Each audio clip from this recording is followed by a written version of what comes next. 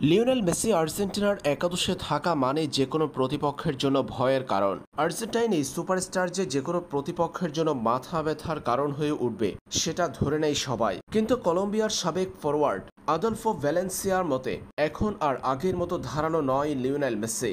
Argentine সুপারস্টারের বয়স বাড়ার সঙ্গে সঙ্গে গতি ও শক্তি দুটোই কমেছে। কোপা আমেরিকার আসছে ফাইনালে, তাই নির্ভয়ে সুযোগটা কাজে লাগাতে উত্তরসূরিদের প্রতি পরামর্শ দেওয়ার পাশাপাশি লিওনেল মেসিকে ছোট করেছেন ভ্যালেন্সিয়া। দুর্দান্ত ছন্দে থাকা কলম্বিয়া ২৩ বছর পর উঠেছে মহাদেশীয় শ্রেষ্ঠত্বের প্রতিযোগিতার ফাইনালে। কোপা আমেরিকার শ্রেষ্ঠত্বের মুকুট পুনরুদ্ধারের সুযোগ সামনে তাদের। প্রায় ২ যুগের শিরোপা খরা কাটাতে দলটি অবশ্যই দিতে হবে কঠিন পরীক্ষা। শিরোপা নির্ধারণী ম্যাচে তাদের প্রতিপক্ষ বর্তমান চ্যাম্পিয়ন ও ৩ বারের বিশ্ব চ্যাম্পিয়ন আর্জেন্টিনা। এই ম্যাচের আগে কলম্বিয়ার সাবেক তারকা ভ্যালেন্সিয়া বলেন, সে এখন আর সেই মেসি নেই যাকে আমরা বার্সেলোনায় দেখতে অভ্যস্ত ছিলাম। সে গতি হারিয়েছে, বয়সের ভারে সে শক্তি হারিয়েছে।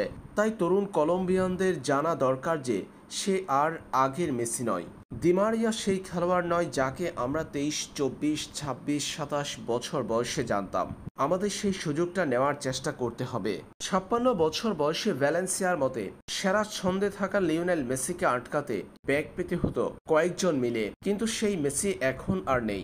৮ বারের বর্ষসেরা ফুটবলারের বয়সের ভারে গতি ও শক্তি কমার সুযোগটা কাজে লাগাতে হবে কলম্বিয়া। এই প্রসঙ্গে ভ্যালেন্সিয়া আরও বলেন, এখন মেসিকে যে কেউ থামাতে পারে, তবে সে যা কিছু করেছে আমি সবসময় তার ভক্ত। আমি তাকে একজন খেলোয়াড় এবং ব্যক্তি হিসাবে সম্মান করি, কারণ সে একজন পেশাদার খেলোয়াড় যার কখনো কোনো অভিযোগ ছিল না।